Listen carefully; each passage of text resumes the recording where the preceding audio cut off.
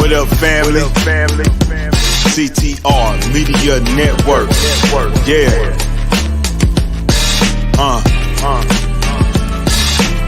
Best in the biz. Yeah. Join the team.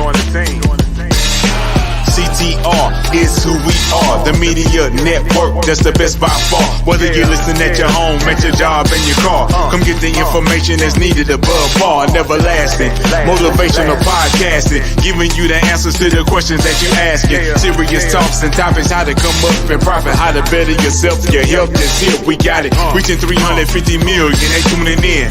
We in 50 different countries, we all can. And like-minded, find your purpose and your assignment. Come get your fix, your feel, your mental alignment. Get active and speak to the masses. You are now listening to CTR Media Network. What up, family? CTR Media Network. Yeah.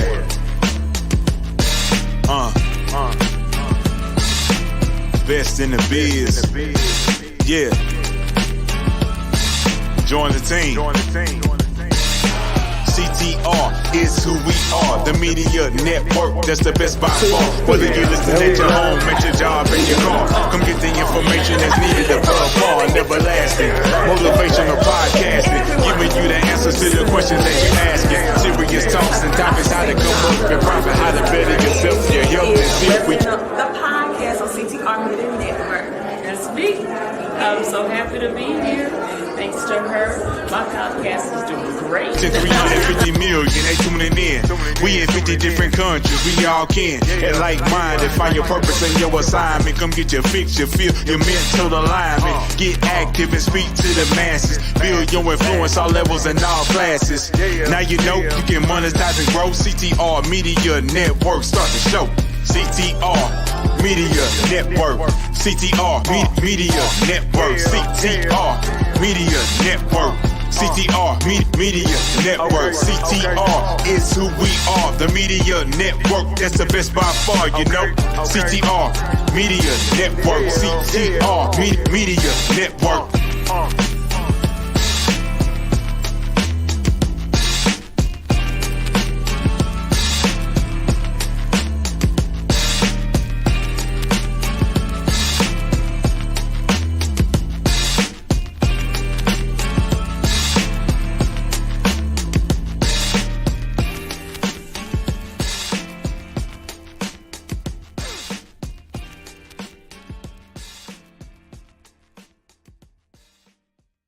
CTR Media Network is now accepting new podcasters to join our growing network that's reaching 350 million global listeners. Have you heard?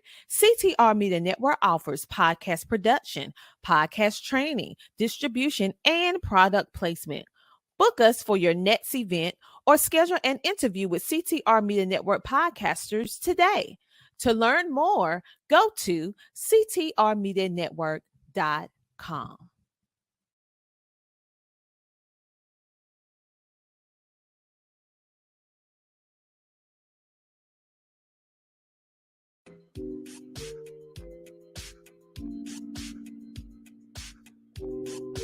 No worries.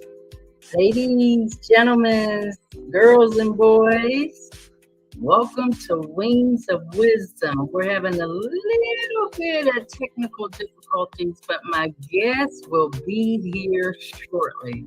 We are so excited that you are leaning in, listen and learn, and just give me one moment. We are having Mr. Leroy McClure back on Wings of Wisdom. So he is coming into the studio audience shortly. He's going to be here in just a moment. So hold on one moment until he comes into the studio. Welcome to Wings of Wisdom.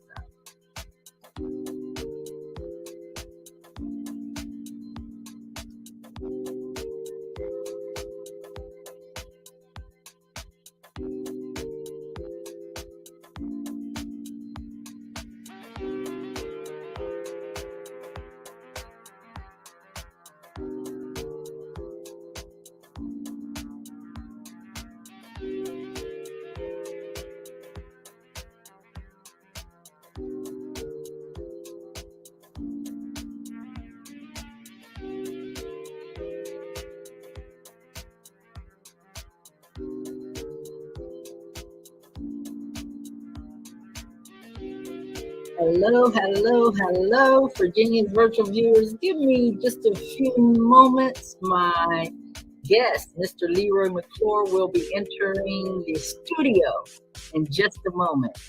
So we'll be right back. We have a Power Pack episode for you. Mr. Leroy McClure will be diving deep on academics. He's having a little bit of technical difficulties, but he'll be here shortly. Hold on one moment.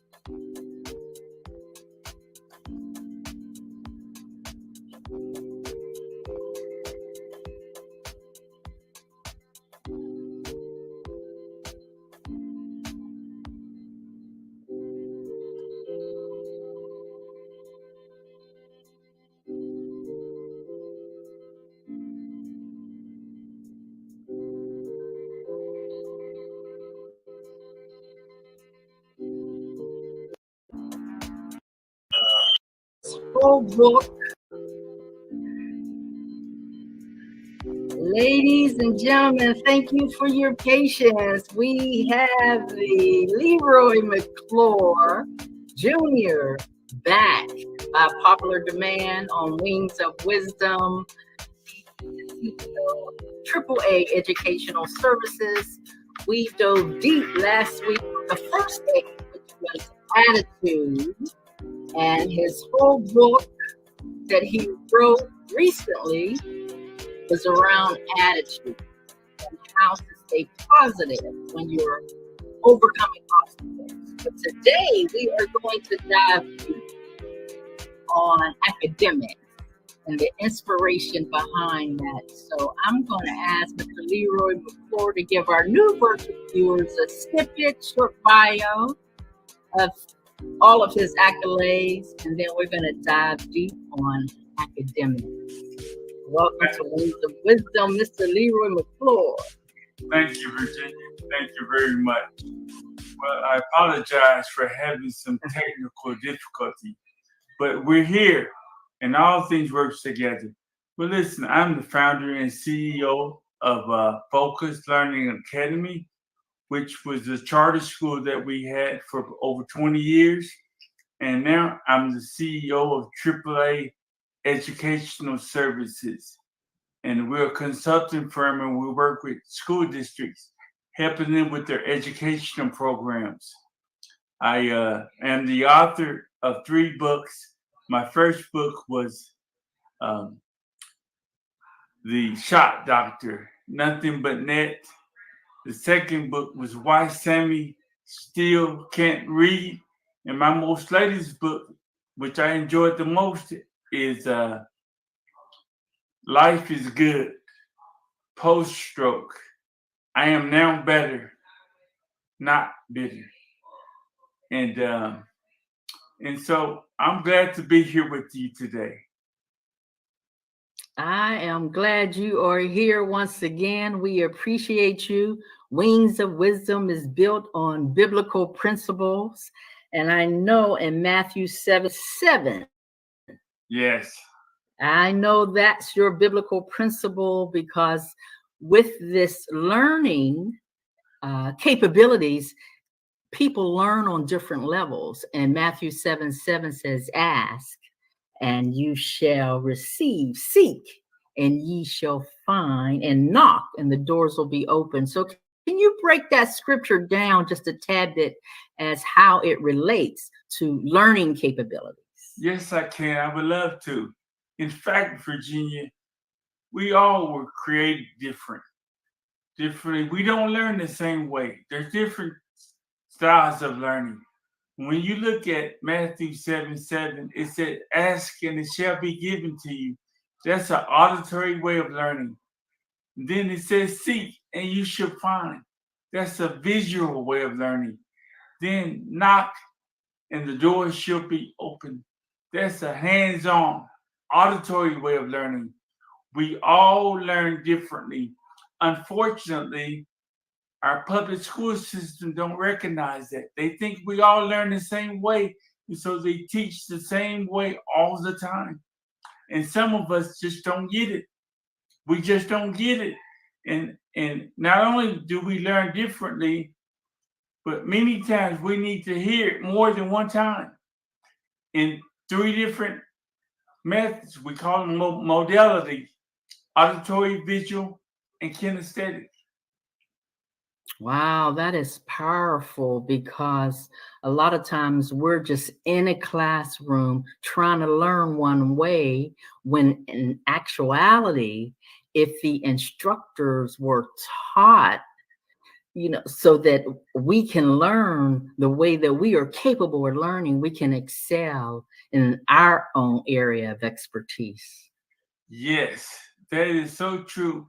And when you look at our culture, our African American people or students, we are mostly auditory and kinesthetic learners.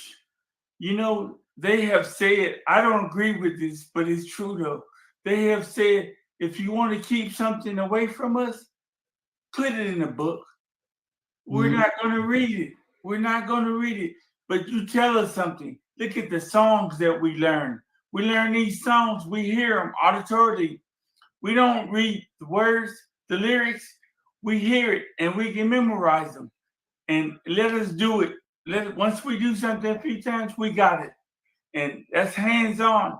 I have a brother that's underneath me, and then 2 years under me, and I have a sister that's 2 years above me. And my sister is a seamstress. She's dyslexic, but she can sew, and she can do things with her hands that many people can't do. Now, my brother underneath me, he's dyslexic. Now, he can paint. He can do quite a few things with his hands, but he has difficulty with reading. Wow. So how do you approach when dyslexia versus illiteracy? I know there's a major difference. It is. Now, first of all, dyslexia is when you have problems with words. When I say problem with words, you can have problem writing the words down. You can have problem hearing and understanding the words. You can have problem reading the words. You can have problem processing the words. Even when you hear them, you still don't know what to do. Now, about 60% of the people with dyslexia have difficulty with reading. So majority of the people with dyslexia have difficulty with reading. When you have problem with illiteracy, you just can't read. That's the problem. You can't read. Not all dyslexic people have issues with illiteracy. My sister that's 2 years older than me, she has several degrees, and she's a certified academic language therapist like myself. Reading wasn't her issue. However, she had difficulty processing things, and she would do things backwards. And now my brother that's underneath me, he had difficulty with reading. But that was his main challenge, was reading and processing words. So he might tell you a story, and if you listen to the story, you might not agree with what he just said because you witnessed the story he was telling you. But that's how he viewed it. That's how he perceived it. And he's not telling you a lie. He's telling you the way he saw it. And it's usually different than the way somebody else saw it. Wow. Do you think there's a major correlation with illiteracy with our African American men in the penal system? Yes. Over 60% of our African American men that are in the penal system cannot read. Now, we're not saying they're not smart. They just have difficulty with reading the written word. So usually reading should start between kindergarten and 3rd grade. You should learn to read. Then after that, you should read to learn. Now, if you have not learned how to read by 3rd grade, then there's other challenges that has to be addressed. It's learned behavior. Behavior issues start creeping up. Then you have to start dealing with that, and that really is the one that you see the most. Is the behavior once they get in 3rd, 4th, and 5th grade. Wow. So, what are some misconceptions about people having dyslexia? And how can we better understand it to actually help these individuals that are experiencing this dilemma? Well, first of all, we need to understand that anyone that's dyslexic or anyone that have dyslexia has an average or above IQ. So their IQ is up here, but their achievement level is down here.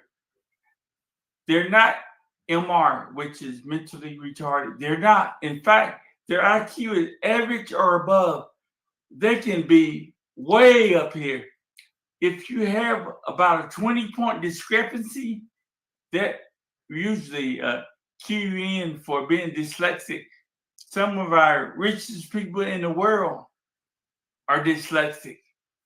And of course, majority of them are white people, and they got help early while they were in school. Their parents got them some help because dyslexia is hereditary. If the parents had it, they knew the children were probably going to have it. So they had someone privately working with them in the areas of reading or comprehension or spelling. They knew exactly what to do. Now, with our people, we look at our people as being slow or being disobedient. But a lot of times you can share information, you can tell our people that may have dyslexia to do something, and they heard something that you said, but they can't process what you said. That's why many times you have to give them just one thing to do and follow up on that one thing. Once they do that, now you can give them a second thing or a third thing. But if you give them 3 or 4 things, there's a great chance nothing will happen. Wow. I love that focus because it's follow one course until successful. So the Colonel do chicken right. Just do chicken right. Just get one thing right and then move on to the next. Yes. So basically what you're saying is early intervention is the key. Yes, yeah, it is. It's early identification first. We got to identify it early. It's just like, we talk about breast cancer. Early identification, early detection. Once you identify it, it doesn't just go away. Now you have to address it. You must address it. When you address it, you must address it in a multi-sensory way. Auditory, visual, and kinesthetic. And once you address it, then there has to be more remediation. And once there's more remediation, now you're building up their self-esteem and their self-confidence at the same time. Now, once you do quite a bit of that, now they're able to go on their own. But you have to do this early before they get too smart for themselves. Once they get in the 3rd, 4th, and 5th grade, they can't read. They don't want you to know they can't read. So they're going to do everything that they can to make sure you don't know that they can't read. Wow. And that create other issues. So your brother was the inspiration behind your book, Why Sammy Still Can't Read. Is that correct? Yes. My brother is exactly 13 months younger than I am. I was 1 grade ahead of him. Now, academically, I was a straight A student. I mean, I got it just like that. Now, I had to work at it, but I got it. Now, he took the same classes, and my parents kept comparing him with me, which was not a good thing. And he did not do well. He did not do well. But yet he could sit there and draw pictures of me. He can draw pictures of you. He can draw pictures of everything that he sees. That should count for something. But he did it in public schools. And not only that, Virginia, he could hear a car running and he could tell you something's wrong with it. And he can go in underneath the hood and fix it. Now he's never taken any mechanic classes, but he was that type of person. Didn't mind working. He with his hands. He loved working with his hands. And so when I got out of school, got my degree, my first degree as in computer science, he encouraged me to go back to school and find out why he couldn't read when he was in school. So I went back to school, did research on why we have so many African American men in prison. And he could have been one if he wasn't from a home, an environment where there's a lot of love, a lot of accountability, a lot of sharing of Christ. He could have been one of those. And once I went back to school, I recognized that those people that are getting helped are those that recognize what dyslexia is. Those people that weren't getting help were those people that did not know what dyslexia was. And that was us.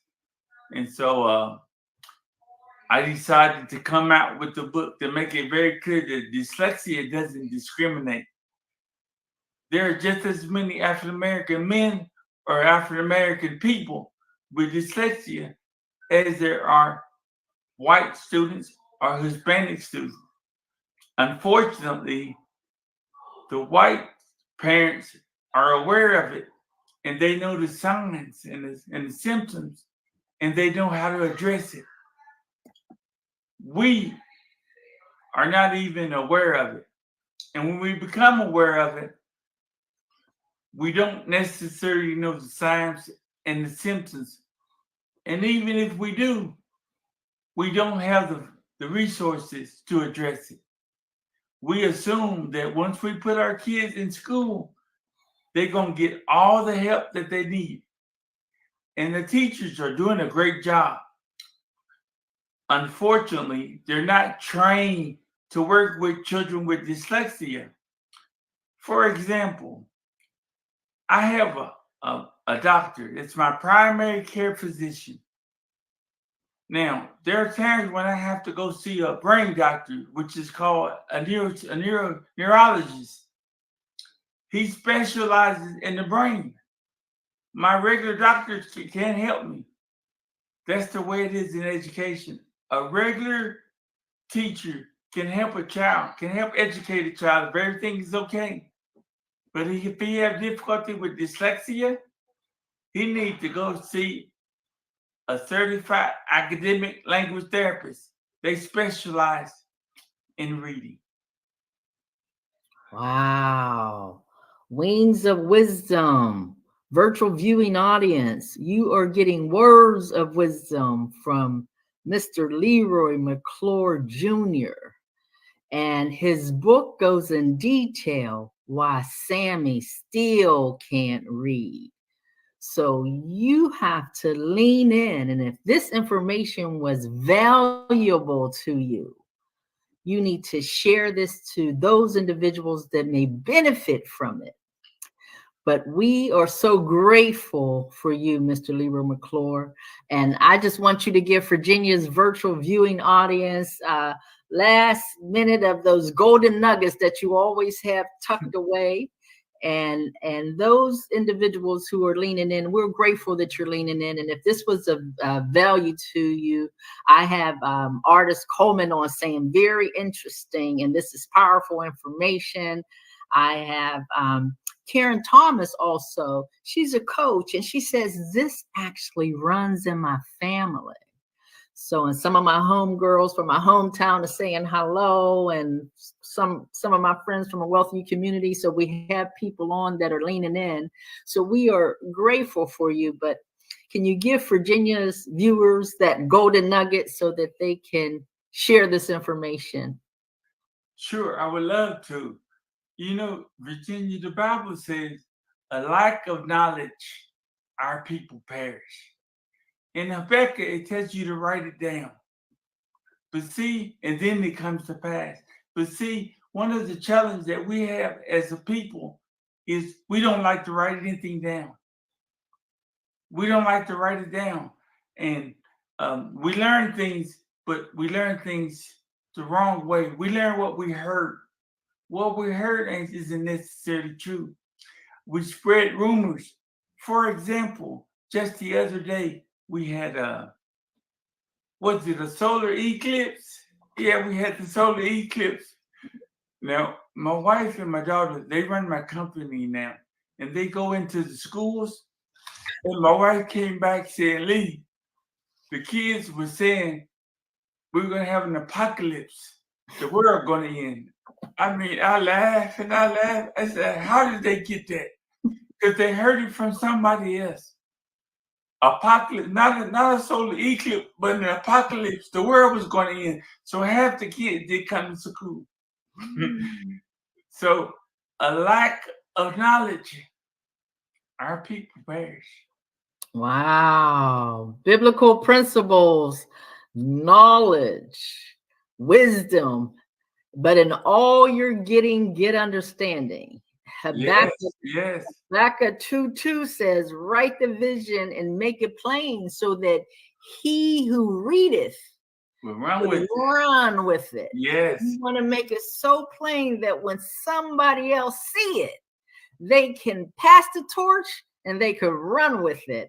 So I am so grateful for you, Mr. Leroy McClure.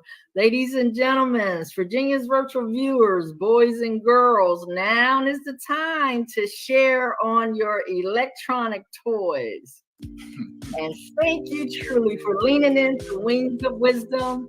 Hit these golden nuggets, share to your friends and your family, and especially those individuals who need this information. And remember his book, Why Sammy Still Can't Read. All the nuggets are in there. And maybe just purchase it and send it to a friend. These are golden nuggets for you to capture and pass on.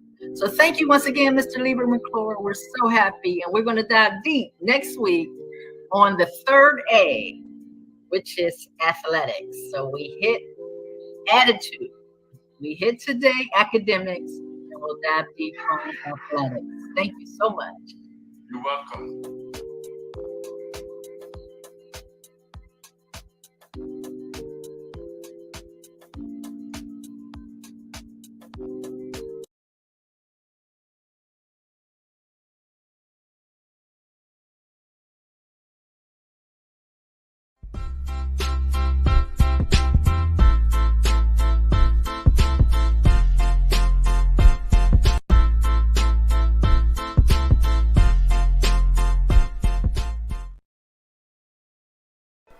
The Homeschooling Interactive Magazine is a magazine that embraces and celebrates the entire homeschooling experience.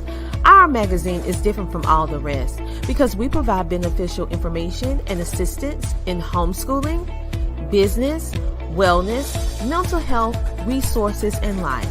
We encourage you to pick up a copy of our magazine today on Amazon.com by simply searching the Homeschooling Interactive Magazine. The Homeschooling Interactive Magazine is all about impacting the world through home-based learning, helping to de-stress the homeschooling experience. Get your copy from Amazon today.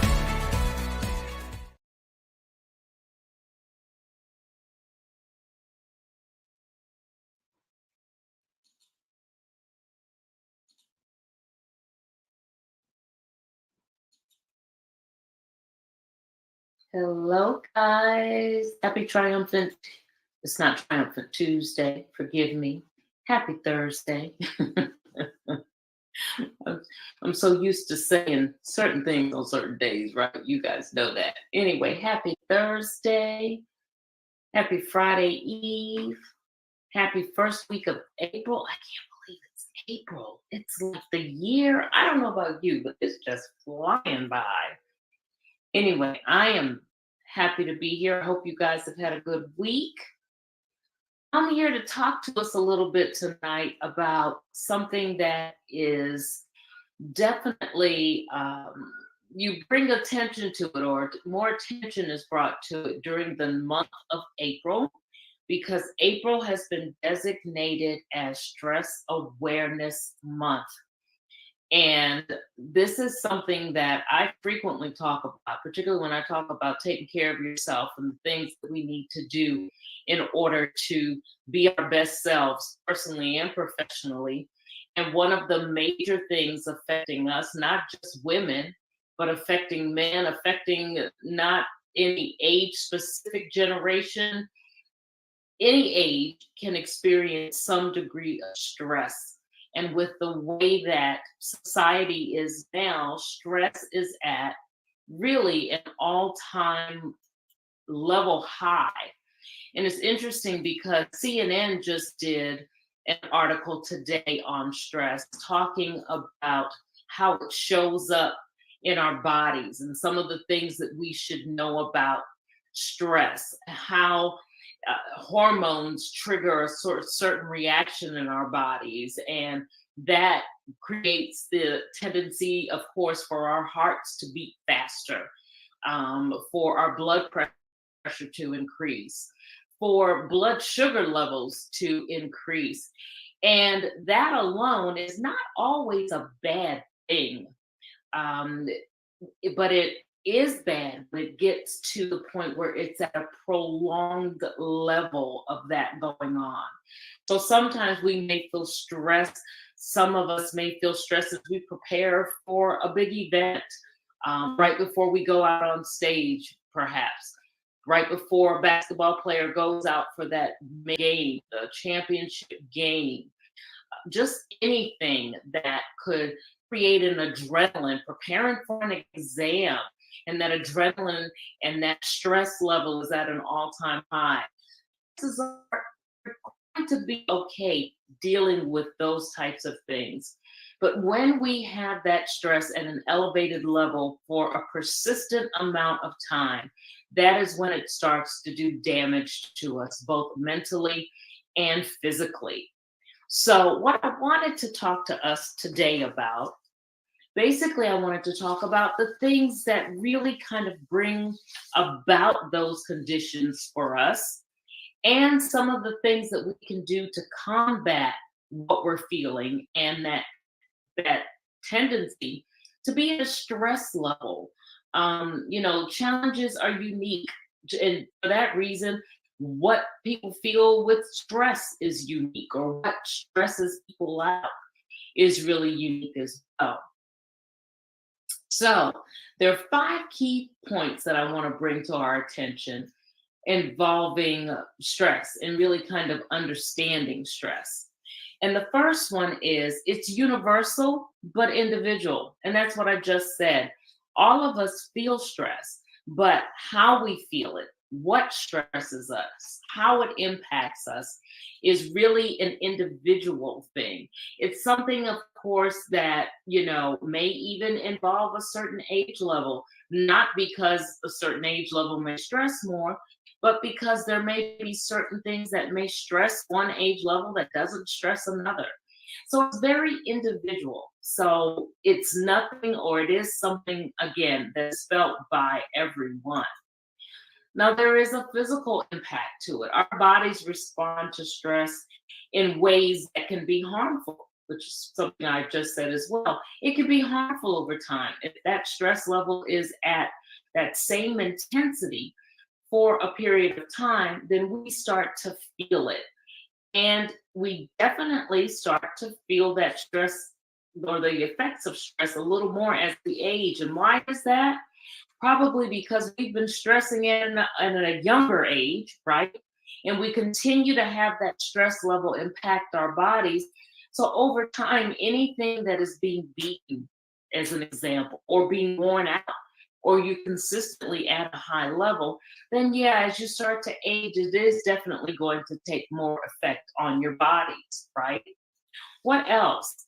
Emotional well-being. Stress doesn't just affect our bodies. I already mentioned that, but it affects, our minds, feelings of being overwhelmed. Okay, and we've all felt that at some point. Many of us may be feeling it right now, anxious or depressed. There were also recent statistics that indicate that depression is at an all-time high. And that started actually with those statistics going up right around COVID, people being isolated, the effects of COVID on the world has changed a whole lot. Although COVID is definitely well controlled, or much, is controlled much better now. However, we're still stressing about any number of things. And so for that reason, it is at an all-time high. The social effect. There's a social effect that relates to stress. Our relationships and our social lives, of course, can suffer the repercussions of stress. They can also bring about stress, right? How we handle things, disagreements, agreements, feeling isolated, trying to work through relationships, any number of things really do point to the social impact that stress can have.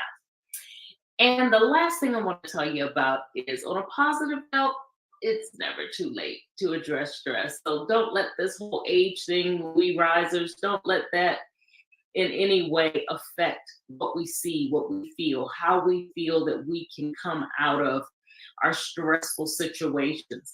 And learning to manage stress, of course, really helps us in managing, oops, sorry about that, my camera's falling off. There we go. Learning to handle stress, of course, is going to make us better mentally as well as physically. All right, so we've talked about some of the things that, can blossom, can bloom as a result of stress, and where we are right now and how society and stress is at an all-time high. Well, let's talk about some of the ways that we can combat that. And one, of course, is to prioritize your well-being. Frequently, we get at that elevated stress. Take the time to take care of ourselves, to bring ourselves down, to combat that high level that's already pounding on us. We don't take the time to take care of ourselves, invest in self-care. So that's one of the first things that you want to do to really get a hold of the stress levels. Of course, one of the other things you want to do is, if it is a situation that you can control, and let's face it, anything that affects us, we should have control over it in some way. There are some things that are totally out of our control, but we should be able to control how we react to them. So if it is a situation where you can remove yourself from the stress, by all means, that's the first thing that you want to do. Look for alternative ways to get around going into a place that will bring you stress, to handle something that is going to trigger stress in you. So it's important to make sure that you're looking out for yourself, taking care of self-care, prioritizing your well-being. What else can you do to battle stress? Stay connected. Make sure that you establish and maintain strong relationships. People who are going to be able to help you to bring your stress level down. People who are going to be positive in your life. You don't want negativity in your life. People who are going to encourage environments of peace around you. These are the kinds of relationships that you want to have. And you want to make sure that you stay connected with this tribe of yours that is going to be able to pull you into that peaceful environment, that peaceful place, and not in any way encourage confusion or anything else that may definitely pull you into a stressful situation. What else? I said to stay connected, get physical. Statistics have already proven how endorphins are released when you exercise. Endorphins that bring about joy, that bring about good feelings, that really do combat stressful situations. So maybe you want to go ahead and do something physical.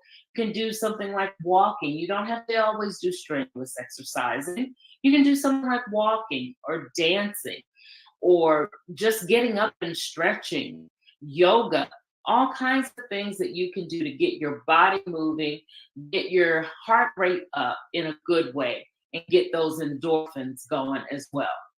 So a couple of out of the box things that you might want to think of: do a tech detox retreat. How many of us are tied to technology, tied to social media? Those things don't always bring about peace and happiness in our lives. Frequently may stress us out. Frequently, the fact that we can get to our emails at any time isn't always a good thing, is it? There are times when we really do need to unplug. You might consider something like detox retreat. You don't even have to go anywhere to do it. Dedicate a weekend at your house where the TVs are off, where your phones are down, where the computer is off, where you're doing nothing but perhaps reading, perhaps doing some praying, doing some journaling, doing some walking, doing some things other than what you ordinarily do with your devices in hand. All right? What else? Something else that's kind of out of the box. A creative expression workshop. Places like Paint This, places like create your own pottery, create your own candle, create your own bath gel.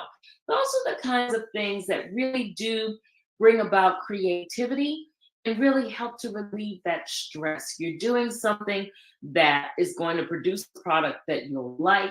You're doing something that is going to take your mind away from those things that are the day-to-day stresses of life, and are really going to help you to actually spend more time on taking care of you and getting rid of and bringing that stress level down. So as we wrap things up here, it's kind of hard to avoid stress, isn't it? It's something that is going to affect us no matter what. However, there are ways, or the way in which we handle the stressful situation is really going to determine how it affects us mentally and physically. And the very last thing that I want to bring up is make sure that if help is needed, that you seek help. Get over the whole negative stamina that's around seeking help from therapists, seeking help from coaches. These are the people who are going to help you to be able to navigate those roads that bring stress into your life, show you how to manage them, and help you to get to a good place mentally and physically so that you can manage them and that things will not get totally out of hand for you, either mentally or physically. So if the need is there to seek help, I encourage you to do just that. You are prioritizing you above all else and making sure that you're well, making sure that you're well for you, making sure that you're well for the others around you, making sure that you are in a position to live life to its fullest. And one that I always say, that you are not merely surviving, but one in which you are thriving. So yes, stress is with us. There are some things that you can do to manage them, some things that you can do that are going to help you to live life in a better place. All right. That's it. Thank you guys so much for listening, for tuning in. Again, it's Thursday. I hope that you have a wonderful rest of the week, that you have a great weekend, that you spend some time detoxing. I highly recommend that. Put down the technology. Don't work on something for a few hours at least. For some, it's just almost impossible to do it for an entire weekend. Start small. Do a couple hours. Do a quiet morning. Do a self-care kind of morning. Put some tea in your journal or whatever your favorite beverage is. Take some time to make sure that you are in a good space. Get away from the hurried life that this world is presenting and spend some quiet time in space for you, for your peace of mind, and for your overall health. Have a great weekend. Make sure that you go out and be you. Go out and work on some things that you can touch with your imprint that is so unique and so special, that you can make a difference for yourself, that you can make a difference for the other people around you, that you can make this hurried world a better place to be. All right? Thanks again and have a great evening. Oh my goodness, the mailman came. I hope my sweet little thing cookie's in here. I just hope it's in here. Let me see. Let me open this up. That's it. That's it. Sweet little thing cookie. That sweet little thing cookie. Oh, I'ma have me a ball now. Let me just get this right here. Little thing cookie. That sweet little thing cookie. Oh yeah. I finally got my cookies. This sweet little thing cookies. Oh yeah. I'ma have fun. This package kinda big though. Man, it got a lot of cookies. Oh yeah, this the best day ever. I'm trying to tell you, I got my cookies, and I'm gonna eat these cookies, and ain't nobody gonna stop me. Wait, what? Marie, what you doing, man? You can't have those cookies right now. I'm sorry, we about to eat dinner. Once we finish dinner, then you can have those cookies. Go ahead, put them up. Go ahead, put them up. Are you serious, bruh? I got sweet Listeine cookies, and now I gotta wait for dinner? Fine, can I at least look at the cookies? Thank you. Oh my goodness, I have waited all this time now. I gotta do all this. Fine. Oh yeah. I got my hands on some sweet Listeine cookies. But I can't eat them right now because bruh talking about I gotta wait to dinner. Okay, I'ma do that. But once I finish that, it's gonna be on, y'all.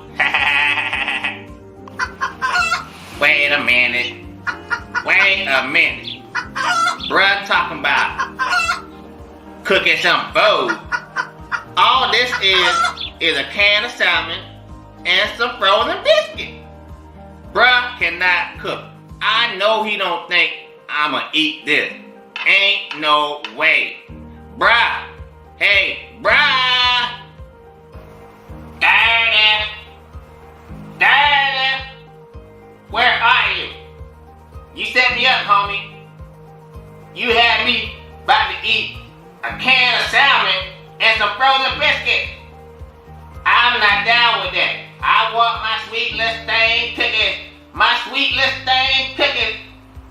Carrot cook. Is this what I'm saying? I was born by the river in a little old tent. Just like that river, I was running ever since.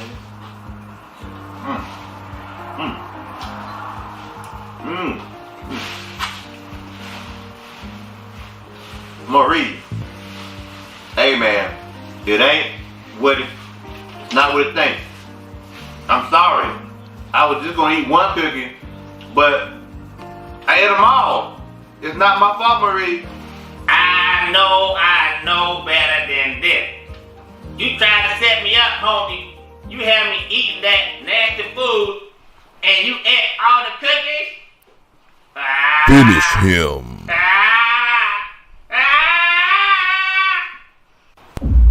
No, Marie. No, Marie. No.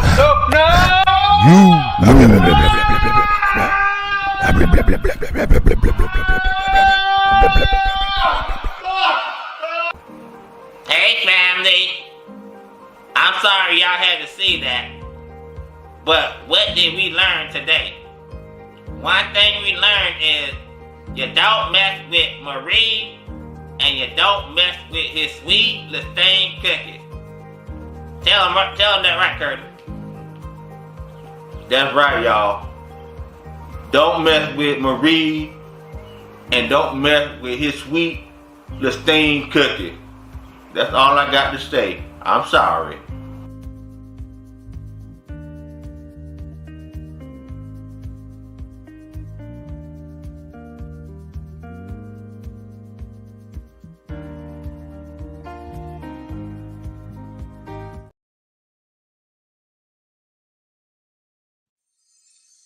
There's a new familiar face this time. Say hello to the new daytime. See it everywhere you go, doing the greatest show. It's no other than the Michael Finkley Show. There is no other. He's like no other. I'm so glad that someone resonates with me. Come celebrate with me. Let's tune into Michael Finkley.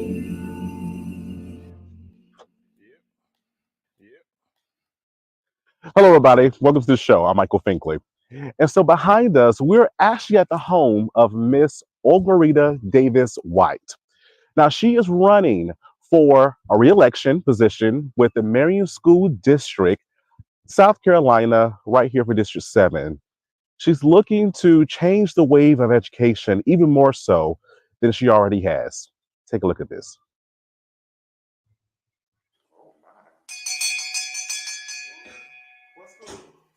This is my sister. She was in college. Her husband, she and her husband, some of her children up here. It's my husband and my daughter, about a month or two after her birth. And the next picture is my dad's mother, Miss Maddie. But this is our family wall. This is my mother when she was in college. She went to, she graduated from Allen in education. Her dad graduated from South Carolina State College. And she's a minister as well. Oh, that's my brother. That's my mother's father. He was a farmer. And my grandmother was a homemaker. This is my grandfather, James Monroe Davis. He was a principal at Singletary, Smith Swamp, and Spring Branch would have been his final installation, because then those were Rosenwald schools. So those were the schools from back in the day, even before separate the equalization, none of that. Rosenwald. And Spring Branch. This is Spring Branch. Back in the day. And this would have been where Spring Branch was located.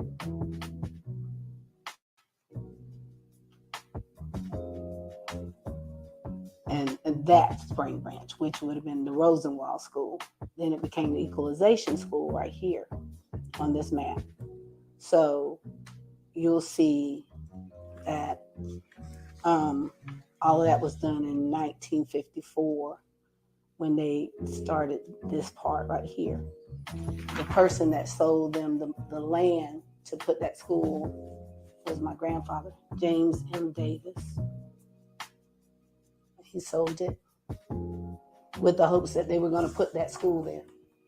He wanted to go from Rosenwald. He wanted to be sure that this school happened, so he sold them the land, which he loved this land because he was his vocation was farming. He liked farming. He was a businessman and a pastor. He loved farming. He was the AME pastor. So this is the deed where they sold it to the school district, March 2nd, 1954, and he died July 1954. He had a stroke in the pulpit at Bethel AME Church and died the next day. So, but this was his thing. He loved education. My father grew up different than my mother. My mother was, came from humble beginnings, and they were farmers. But my dad came from an educated group. So his father was an educator. His grandfather was a elder in the AME church, and where we came from.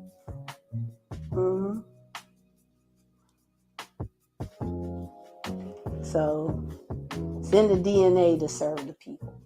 I am a servant of the people. Hello, everybody. Welcome to the Michael Finkley Show and our brand new series, Your Vote Matters. And we're starting with this young lady right across from me, Miss Olgarita Davis White. How are you? Welcome to the show. Hi, how are you doing, Michael? And thank you for having me. I am well. Thank you for asking. And you are running for this position in Marion County School District, District number 7. This is a re-election for you, correct? That's correct. Gotcha. And you've been in this role for how long now? Since 2015. I ran for the unencumbered part of the previous school board person who had resigned. Gotcha. So yeah, so when we ran, there was no incumbent. Ah, really? Mm-hmm. Okay. Wow. And you've been fighting for justice, educational justice, ever since. Ever since. Even longer. Even longer. Yes. All right. So let's go all the way back. So your parents were educators. They were retired educators. How was that growing up in a house full of education? That is correct. And growing up in the house with educators was never the issue. It's when you go to school and, the little stuff that goes on with school and your peers and things. So, you grow up with an understanding of sort of standing out and standing up. So you have to be able to sort of be your own person. If you're not careful, you'll try to fit in. So, it's not the house part. It's usually when you go to school that you're having to deal with whatever factors are out there, get in trouble. Your mom's right down the hallway and you get it both times. Because back then it was corporal punishment. So I get spanked at school and get spanked by my mom. And, but everything was fine here. I grew up in a pretty mellow household. And then from that household and growing up, right, to the person we see today, into the role that you're in right now in the school district, what was that breaking point for you to say, I need to run for this position? Well, for me, it was the fact that I felt like this position was vacated. So I wasn't running. I would never have thought to do it if there was someone in there, to be honest, because that's just not, I'm not that person. Didn't see anything really broken. My child was doing pretty well. I could communicate with the teachers and stuff. But the things that I brought to the game that I saw maybe could be used, things that I know things about real estate. I know things about state, local, and federal laws and guidelines. Have a great relationship with different elected officials, know people all over the state. So, and I, know to go legal, So having learned the things that I did once I got here. Olgarita, you mentioned a lot of good things in your spiel when it comes down to your platform. But let's go back. You said within your advertising, you said continue efforts in the following. You said improving education and increasing salaries, as well as you mentioned. Now, South Carolina still sits within the corridor of shame, I-95, which affects our district, Marion County, which we're all products of. And then also, too, when it comes down to salaries, if not be, right, our teachers are some of the lowest paid teachers, if not in South Carolina altogether. In that right? So you mentioned some of these things, but what are some of the things that are already in place, and what will you continue to do to raise the standards of salaries and increase in education, improving it, retention, right, for our teachers, recruitment of our teachers? What does that plan look like going forward? Well, you said a lot. Help me remember. But let's start with salaries first. The what we did when I came on in 2015, around 2016, I was advocating for a salary study. It takes a little while for people to understand because I'm one of 7, and there you have to wait for people to understand the process. So we finally got that done, started, say 2020. So we did a salary study and we just completed it, I want to say last year.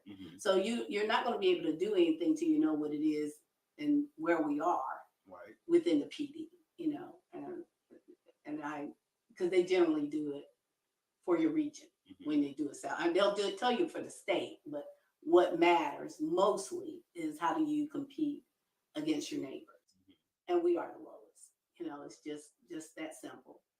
There are a lot of things that didn't happen for a long time, and people have great reasons for doing it, but we never really had any kind of property tax movement or anything like that. And, you know, so anytime you do something, it's so low that if you did a millage or two, because you can't exceed a certain rate, you still wouldn't have anything. So if we did that, we might get $20,000, $30,000 more. That's not going to help with the increase in salaries, which is why I was, you remember the county does a capital sales tax. That's something that's just a penny sales tax. Everybody's in that penny if you purchase anything, you know, within the county. Everybody has a capital sales tax, generally in the educational realm. Horry County has one, Florence has one, I think Dillon County has one, or some counties actually share it with their school districts. We don't have any of that here, which is, it's not something to say bad about the county. It's just, that's not how it's done. So if we were able to do that could generate anywhere to $30 million within a certain frame. Take those monies for capital sales, because that's all you can do with it. You take the money and you switch it over to what the capital projects are, which we don't have enough money to do all of the deferred maintenance over the many, many years that the buildings have not been kept up as they should. Parking lots, all those kinds of things, athletic fields, gone away, didn't keep them, didn't maintain them. So we'll be able to do that. The money that is now allotted for that, for those capital improvements, which is generally a little less, however, is still substantial as it relates to making up the difference with different principals or the you know, whatever the position is. All of our salaries aren't real low. Because we did the salary study. We've increased incrementally over the last probably 6-7 years is when we start. So we got the bus drivers up. That's comparable.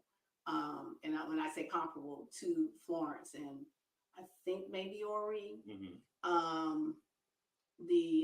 but the teachers' salaries, we've increased them as we are told to do, but to put them where the other ones are, especially if you have someone that has like a lead role and you want everyone to be where they need to compete with Dillon and Marlboro, because Marlboro has their teachers in a different place. Lost a lot of teachers to Marlboro and Dillon, some to Florence, few to Horry. But if you're able to get that person left to make $20, $30, sometimes $40,000 more. Then and they want to come back. I go to the store and they're, hey, Miss White, I heard y'all working on da da da da da, because they stay in the know, you know. And so how's that going? What's I mean, the people want it, you know, and like I said, that's a factor in increasing the scores. So that is my plan. And the board has supported me on this. I don't know that it'll happen, but this is where that's where we are. So when we can get those salaries up, then that's my projection for doing it, you know. The other thing you asked was what? Retention. Well, recruitment and retention of our teachers. Well, recruiting, that's a double tiered thing, because they're coming here. We don't have a large market of renter spaces, so the rentals low, and then also just having the salary, because to get them here, you almost have to have housing. That's really more of the issue, because they're new teachers, so their salaries aren't real significantly different from all the other areas. So it's what you're going to bring to the game, you know.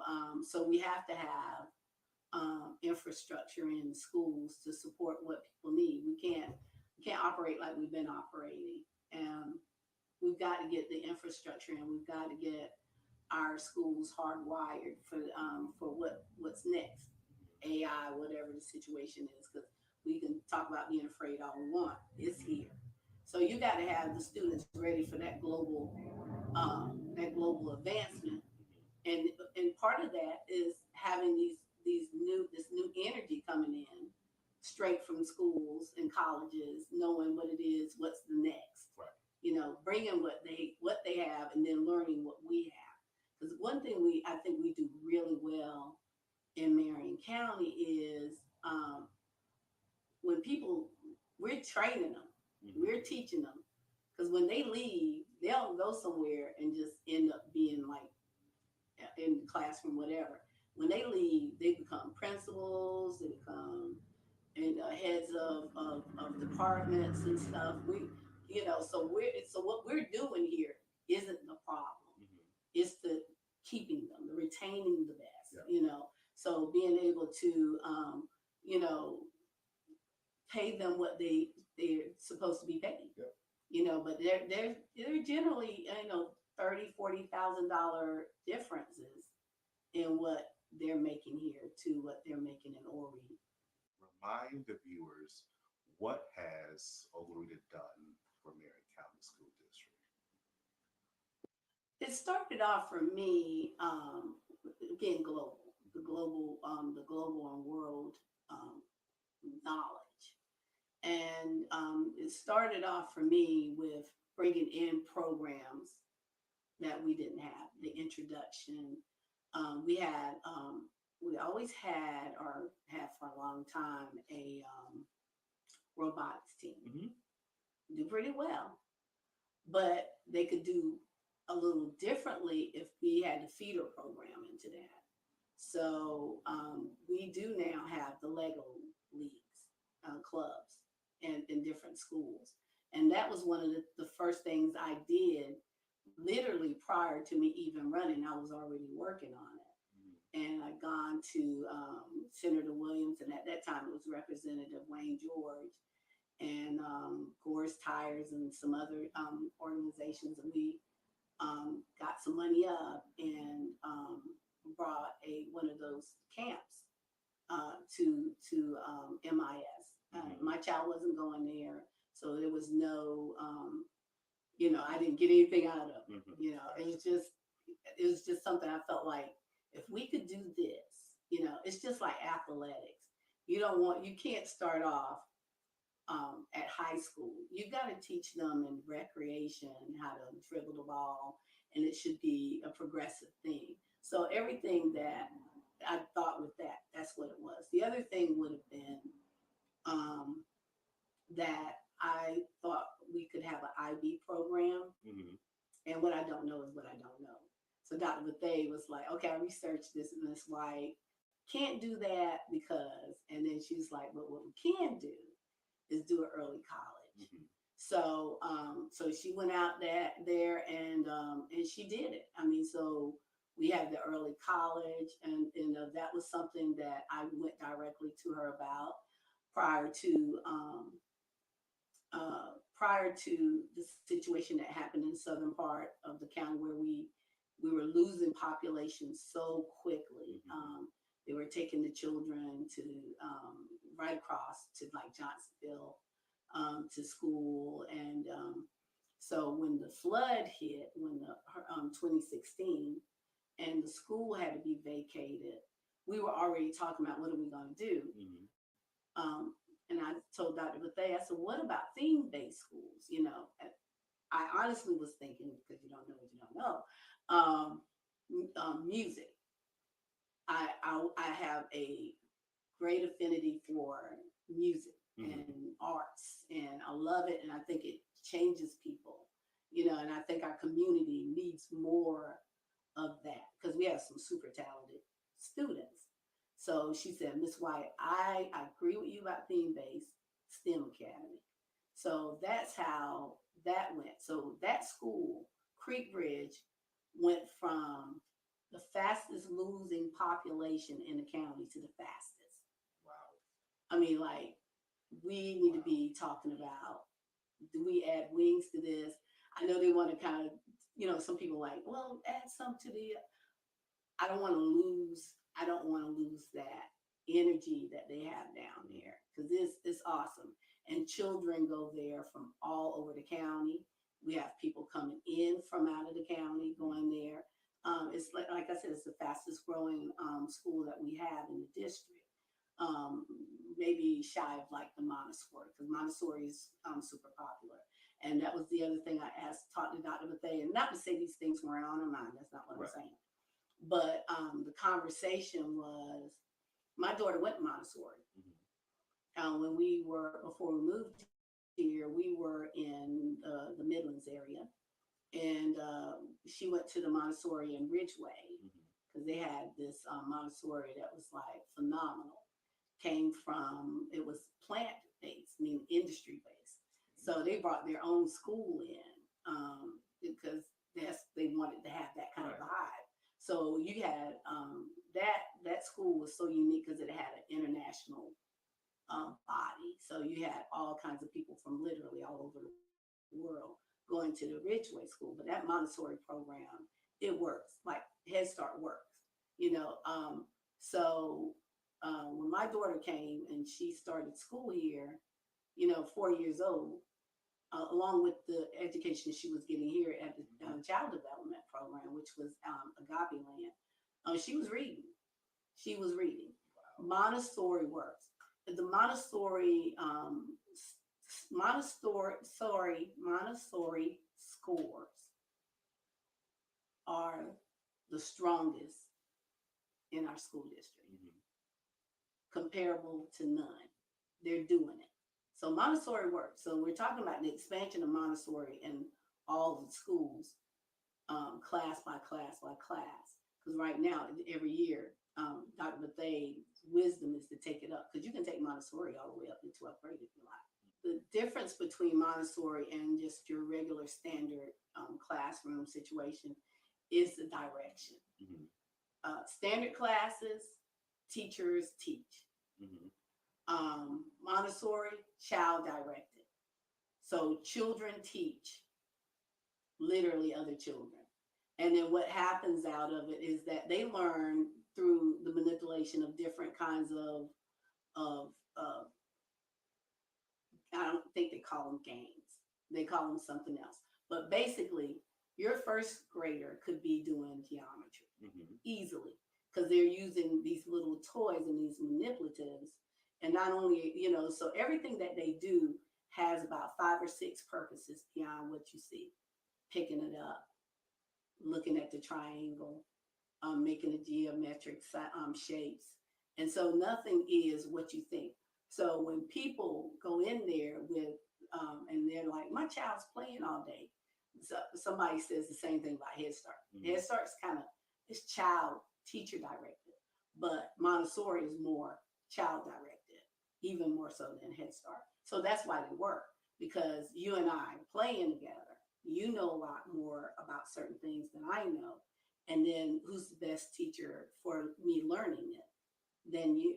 Right. So the teacher's there to help guide them through the whole learning process. And it works because, like I said, the manipulatives are the things, because you're not just sitting there with paper and pad. You're not sitting at a desk. You can have, there's usually some tables in there and stuff, but it's not traditional. So it's a relaxed environment, and the teacher guides the children. So if you like to play in a particular area, and you've been there, and she's watching you the whole time, and she's writing it down. Okay, now Michael's mastered it. Okay, so I need Michael not to go back to that area. So I'm gonna give you. So even more so like a competency-based learning aspect when it comes down to Montessori, right? What? I'm sorry. Competency-based. Yes. Learning. Yeah. Okay. And so they sit there and they teach them, and then next time you can't go to that area. They'll find a way, and that one you shouldn't, not supposed to say you can't go to the area. You just you either let everybody choose, and then that area is no longer available, and then they go to another area. But I mean, it's a phenomenal approach, and I couldn't tell you how it goes from one level to the next because I'm not competent on that. But the philosophy remains the same, But their scores, because they're learning language at a different rate than everybody else. It's just, so some people are like, well, they don't bring papers home. All of it's going on. You can if you want to do it, but it's an extremely expensive approach because those manipulatives and toys are extremely expensive, and so, but I do know parents who've gone out and purchased it and they get it, they're like, okay, I get this, so that's why it works. It's expensive to train the teachers on it too. Gotcha. So in that situation, you don't want to train somebody and then they go to another school because you're not paying them. Gotcha. Well, Rita, I have learned so much about you from a different lens because I've seen you in other areas in the community, but just to see you in this and how you articulate so well within this field of education, being on the board, it's a very eye-opening experience. And I have to ask, because we have others now that are looking to fill this seat for District 7. So why should the citizens of this county keep you in this seat? Well, I think, I know, because there's no bad candidates out there. The difference is the community base. I'm based here, and not just live here. I'm based here, and everything that I do, even on my off time, is about the improving life for these citizens. I live it. Everything that I do, I go to church. So everything, and not that I attend church, I'm there, I'm getting what I need. I'm not walking away from the word. And so having said that, I am really entrenched into our citizens being given the best, doing the best, having the best. I don't receive anything out of it. It is my assignment. So when I'm not doing work at the city of Mullins, and everything that I have, I give the same kind of energy, because to me, it's the same citizenship. So I'm still helping families, helping business, economic driven stuff, workforce housing, Marion County Long-Term Recovery Group. That's my sorbet. That's what I do just to release myself from all the other things, which you would think not, but I volunteer, and that's to help people with roofs and not be in a situation with poor housing if we can, trying to find a way to go to the next level. So we all work together. We get funds from, we're slotted to get maybe $1.5 million this year from Senator Williams is really pushing that so that we can be prepared for the next storm, because that's part of what we do. We help people sustain and then actually help them go to the next level. So again, housing, making sure that they're in a safe place.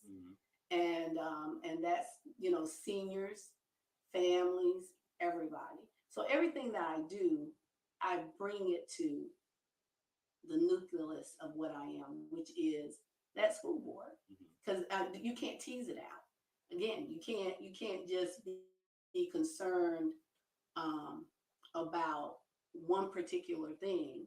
You got to be concerned about the parents, getting in safe housing, having jobs. Join the She Trucking Foundation today and be a part of a supportive community of women in the trucking industry. Unlock exclusive access to valuable resources, including mentorship, educational workshops, and networking opportunities. Whether you're an experienced professional or just starting your truck